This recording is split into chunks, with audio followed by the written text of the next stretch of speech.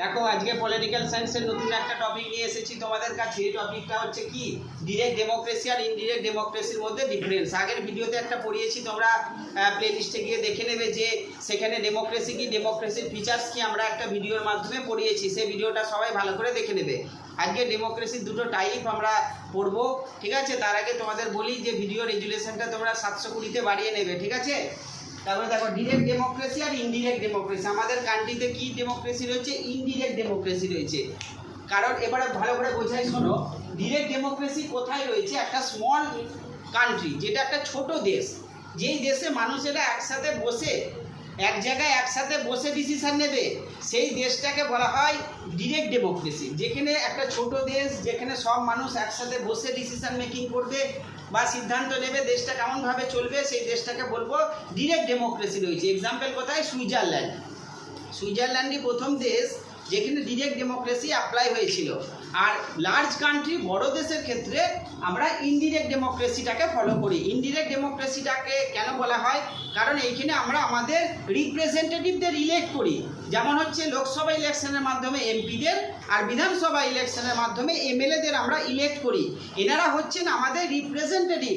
তারা আমাদের হয়ে লেজিসলেচারে, যেমন ন্যাশনাল লেভেলের লেজিসলেচার হচ্ছে পার্লামেন্ট, স্টেট লেভেলের লেজিসলেচার হচ্ছে বিধানসভা, সেইখানে গিয়ে আমাদের জন্য ল মেকিং করে, ঠিক আছে। দুটো জায়গায় ল মেকিং হয়। একদিন অন্য একটা ভিডিওর মাধ্যমে বোঝাবো কিভাবে ল মেকিং হয়, তার প্রসেসগুলো কি। তোমরা ভিডিওগুলো ভালো করে ফলো করবে, ঠিক আছে। তাহলে বললাম এটা ডিরেক্ট ডেমোক্রেসি একটা স্মল কান্ট্রির ক্ষেত্রে, ইনডিরেক্ট ডেমোক্রেসি একটা লার্জ কান্ট্রির ক্ষেত্রে ফলো হয়, ঠিক আছে। দেখো ডেফিনেশন, এটা প্যারামিটার বা ফিচার সেইগুলো, ঠিক আছে। ডেফিনেশনে কি আছে? It is a form of government where all the citizens of a country are directly responsible for all the rules and regulation and function. এখানে কান্ট্রির সব মানুষই কিন্তু রেসপন্সিবল, কারণ সবাই মিলে ডিসিশন নিচ্ছে, বুঝে গেল। এখানে কি হয়? It is a form of government, in which the people elect their representatives through universal adult franchise. এই ইউনিভার্সাল অ্যাডাল্ট ফ্র্যাঞ্চাইজটা কি একটু বলে রাখি। যখন 18 ইয়ার্স অফ এজ হয়ে যাবে যে কোনো পার্সনের ইন্ডিয়ার, তখনই সে কিন্তু ভোটিং রাইট পেয়ে যাবে, ভোট দেওয়ার অধিকার পেয়ে যাবে। আর এই যে ডিসিশন মেকিং পাওয়ার, এরপরে সেকেন্ড পয়েন্টে আমরা বুঝবো কি, দেখো দ্য ডিসিশন বলছে in direct democracy decisions are made directly by the people. এখানে কারা নিচ্ছে ডিসিশনগুলো বলো? পিপল নিচ্ছে, ভেরি গুড। আর in indirect democracy decisions are made by elected members of the government. কারা নিচ্ছে?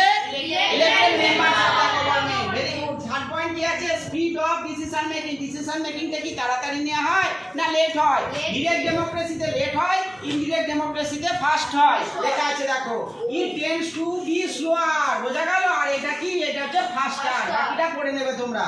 ফোর্থ পয়েন্ট কি আছে? Participation of citizens. Here citizens participation personally in governance. এখানে সিটিজেনের পার্টিসিপেশন থাকবে।